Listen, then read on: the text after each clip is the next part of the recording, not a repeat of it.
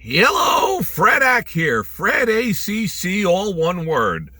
Alrighty, today is Tuesday, May the 6th. It is about 9 a.m. East Coast time. This is one of the Fredak Life's Lessons postings. If you happen to enjoy these postings, please subscribe. That way you can see the other postings that I put out there. Alrighty, first up, I'd like to thank you all for being here. I hope you're having a wonderful day out there. As I've professed throughout many of my postings, knowledge is power. The more knowledge you have, the more power you have. So I try to share some of the different thoughts that are swirling around in Fredak's head. And I try to transpose those through different analogies from my head over into your head. So today's posting is the Soapbox, about the economy, things to think about. What I have noticed, and this is not financial advice, just the ideas swirling around in my head. Garbage in, garbage out. If it doesn't make much sense to you, that's fine. You just listen in, filter it out, garbage in, garbage out. But maybe you'll find a small little nugget of something that will put some quid in your pocket. We posted something on the Kentucky Derby the other day. I believe we posted the trifecta, paid $115. I think the layout was about $10. Not a bad return. Now the Friday Kentucky Oaks card did not work out well. Net for the 2 days, I was profitable. I hope you are. But let's get back to the economy and the soapbox. What I have seen throughout my couple of trips around the block of chasing after money is that it seems that whenever a certain country's currency is in trouble, meaning that it's weakening and people are dumping it and or shorting it to make a profit on that currency, at a certain point, while this run is happening to the downside, someone from the Minister of Finance, the Treasury Department, wherever, will come out on their soapbox and in front of all the clicking cameras and all the videos, they'll pound the table. We will defend the fill in the blank, the real, the peso, the US dollar, whatever it might be, the franc, whatever currency you want to put in there, the euro. When they come out and pound the table, we will do everything we need to do to support our currency. Usually that's going to put a little stop to the hemorrhaging. It'll flatline. You probably got about 48 hours to get out. My gut feeling is that why are they doing this? They're buying time, so all the big money people, the oligarchs, whatever they are, the big whales, whatever they are, they can all move to the sidelines, and then it just turns into a huge cascade to the downside. Alrighty, with that certain idea about the soapbox, we're going to move on over to what's going on here in the United States. Now, the U.S. economy is probably pretty pivotal towards the economies of the globe, the rest of the world. So, the U.S. economy, we have a new administration, and they're making some major moves, almost like a scorched earth. What concerns me is, what are they seeing in the foundation of that building or the Golden Gate Bridge that they're structurally wrong? Transfer that over to the economy. What are they seeing it's out there that the rest of us are not seeing? For them to be making the drastic moves that they're making has to make you wonder. Nothing wrong with wondering and thinking. Knowledge is power. I've always professed it. So that makes me start to be a little bit concerned about where the economy is going, both in the U.S. and globally. And that is why I invested into something that I thought would become something for generational wealth. Back in October, I posted that out there on XRP, why I gravitated to XRP, and I own a bunch of it. And it's had a nice little surge. I'd like to see a nicer surge up into the 12, 14, 27, 87, 187 up to 600, 6,000, 60,000. Are those things possible? They're outside, somewhat remotely. If it was that sure of a thing, everybody would be on it. Me personally, for a life-changing thing, for something that's $2.10, to not put $800 into it that could change your life completely and own 400 of these, how do you not do it? But to each his own. Everybody's got their own thinking. So let's go to the economy and what I see going on. Alrighty, Mr. Peabody. Sherman, set the Wayback Machine. We're going back to the 1960s. I was once a young man, 1960s. People came to visit from overseas. They had a list of items that they wanted to purchase. They weren't purchasing stuff from Vietnam or China or wherever. They wanted U.S. made. U.S. made products had developed the following of extremely well made, that it was a quality product and that it would last you for a long time or forever. So people came and they wanted to buy that GE toaster or coffee machine or whatever it might be. Then, unfortunately, by 1980, 1985, the whole world evolved to where they want the cheapest item possible. They don't want to pay $89 for a blender that's going to last them 50 years. They'd rather buy one for $19.95. The blender might blend for a couple of blends or a couple of years.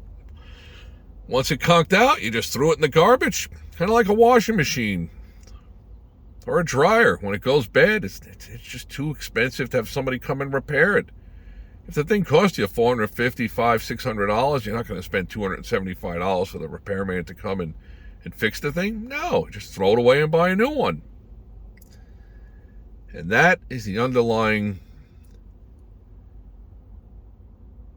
direction of where the economy started to break down, in my opinion. These are only my opinion.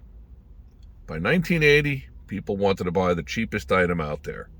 And that opened the floodgates to the cheapest labor out there, the cheapest materials that could be found.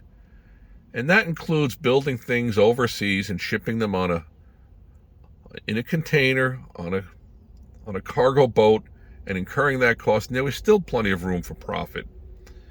And unfortunately, this country, the United States, gave away the farm in numerous different ways. The tariffs, the stuff that comes in, and our products are not as desirable going out. The cost of labor, overhead, everything rose. The sad reality was that the purchasing power of the average American from probably about 1968 until now, 2025, has deteriorated.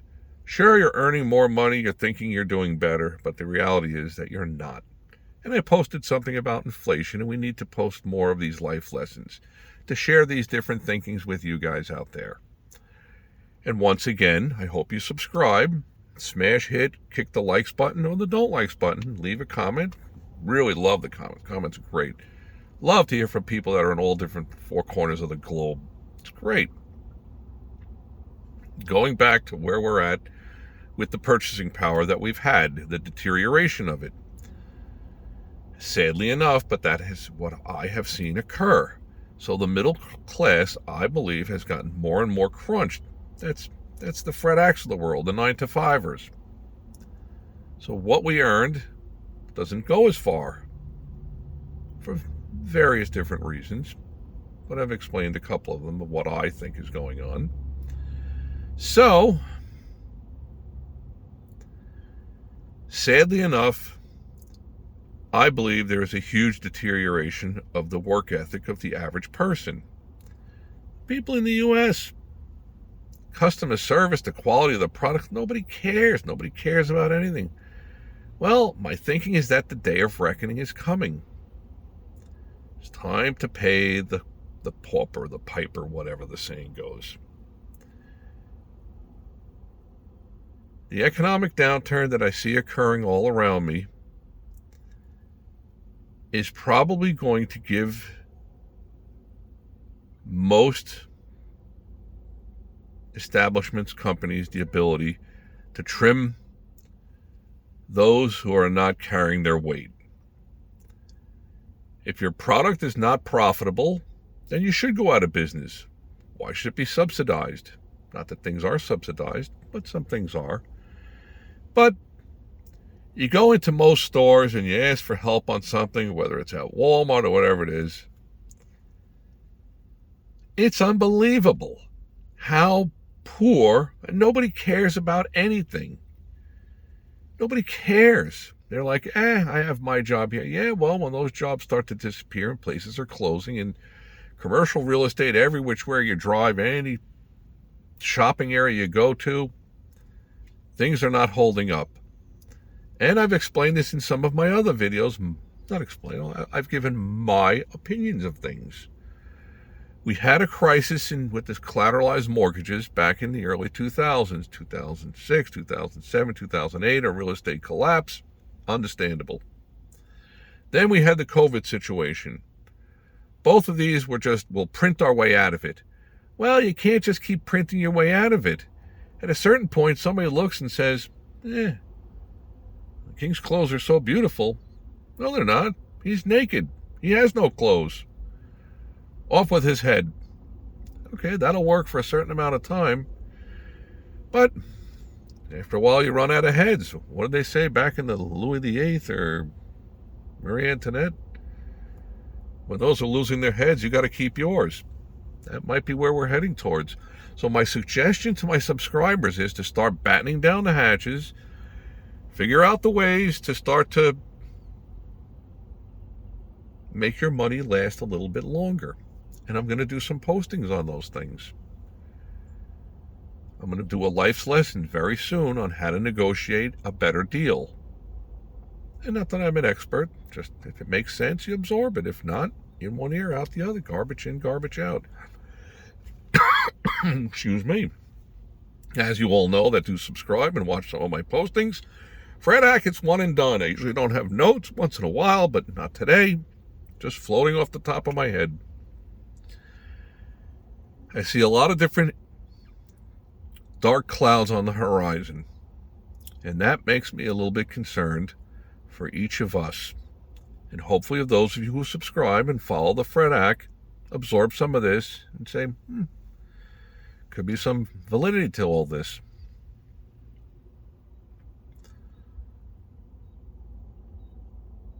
I'd also like to share with you another thought that I have. Think about it. Most people, when they start to tighten the belt financially, they might have their heart medicine and they might have that ultra cable TV package. Which one do you think people get rid of first? The ultra cable TV package. They might downgrade a little bit. Not going to get rid of the heart medicine because you got to stay alive. So those are the areas, the different things like that, the extracurricular things that when you start to see those, that's the canaries in the coal mines. And I've posted about canaries in the coal mine, which is the warning signals about the economy. For example, when it comes to the stock market, if the stock market takes a downturn and it sells off pretty precipitously over the course of, let's say, 2, 3, 4 months, goes into a bear market, when is the time to buy? Not when Jim Cramer tells you, that's for sure. It's when the average person is telling you, when you hear people mumbling, I'll never buy an effing stock again in my life. That's usually the time to buy. That's when the capitulation has happened and everybody's thrown in the towel and it's buy time. That happened in the early 2000s and it'll happen again. There's always boom and bust. And I've posted some things on here about the waves of boom, easy money, easy money, easy money. That's what they did during COVID. 0% loans. Why would people? Everybody wants to be a speculator. I'll buy this for $550,000. I'll sell it for $650,000. And it worked for a while. But like the hot potato, at a certain point, it lands in their lap and they're like, oh, I'm stuck with this thing. paid $5.50. I still want to make a profit. I got to try and sell it for $5.99. Then I lower the price down to $5.79. Then at a certain point, it's like, oh, I'm stuck with this thing. What am I going to do? Now, most people that are speculators, they're putting down a percentage of the money and they're borrowing the money from somewhere else. Fine. At 0% interest, it's a wonderful thing. 2-3%. So you buy something for $550,000. You put down $150,000 of your pesos, your US dollars, or whatever it is, and you finance the rest at a very low rate. And that's wonderful when you first do it. And you're thinking, well, I'm going to flip this for $650, $750, $850. I'm going to make a killing on this. But then, as the course of things kind of run, the cycle, almost like when the snake eats some kind of, like, I don't know, rabbit or cow or whatever it eats, there's a big bulge in it. The bulge is passing through. It's following a certain path. That's where we're at with the speculation cycle. That's my opinion. And I think it's all coming to an end. And many of those people that were speculators and late to the party, they're at risk to get hurt. And usually the way it works is that for most people, they buy something, let's say at $550,000, and they've put it on there for $699. Might have done a little touch-ups, some painting, mowed the lawn, whatever. That's great.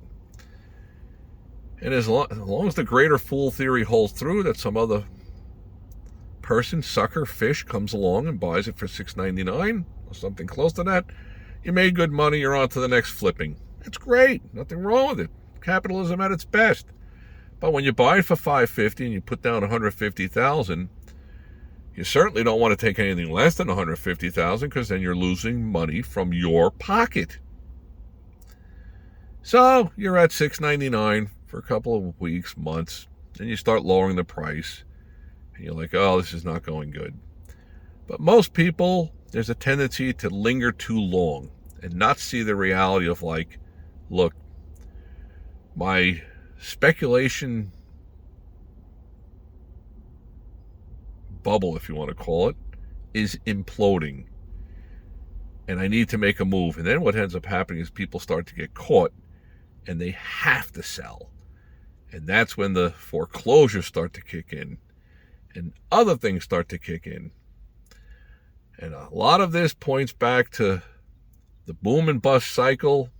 And I'm also a little bit disappointed in the level of customer service and the quality of what people do for a job. They just don't care. People don't care. There's limited expectations from people. You're better off just searching around the store on your own at Home Depot or Lowe's or Walmart or whatever, Target or whatever. The people you talk to, they don't have a clue and they don't even care. And that says a lot about, like, where we've come to today on Tuesday, May the 6th, 2025. So, I've spoken about the soapbox. You can carry that analogy over a little bit to where we're at with the economy in the U.S., $37 trillion in debt, astronomical numbers that are not sustainable. They're not even remotely available to try to cover these things. Unless you go back to the Fred Act posting, I think it was January the 14th. If my memory serves me, and my memory ain't the best. United States financial crisis. The only way out is for the U.S. to monetize something, whether it's XYZ, XRP, whatever it might be. I personally think it's going to be XRP. They're not holding these closed doors things with the Brad guy and the Steve guy for no reason. No, Brad Garlinghouse is going there because there's stuff behind the scenery. That's my gut feeling. Just an opinion. We're all entitled to them. Garbage in, garbage out. All right, we threw a lot of stuff out there. We're going to try to do some numerous life lessons in the future. This was life lessons, Soapbox, the economy. Hope all your days are winning ones. I hope your Derby day was a winning one. It's a tough day of races, but my postings are out there. Last year's Torpedo Anna is out there, 4-1 or better. The Stupid Bowl, that is out there. For me, it's about trying to share things with you guys that are going to help reward you financially. Once again, at the end of the road, you're the decision maker. You have all the brain cells in your head. You're an adult. You do your homework. Don't just listen to Fred Ack. You got to check everything out and watch out for the scammers. Oh my gosh, the scammers are everywhere. That tells you the level of desperation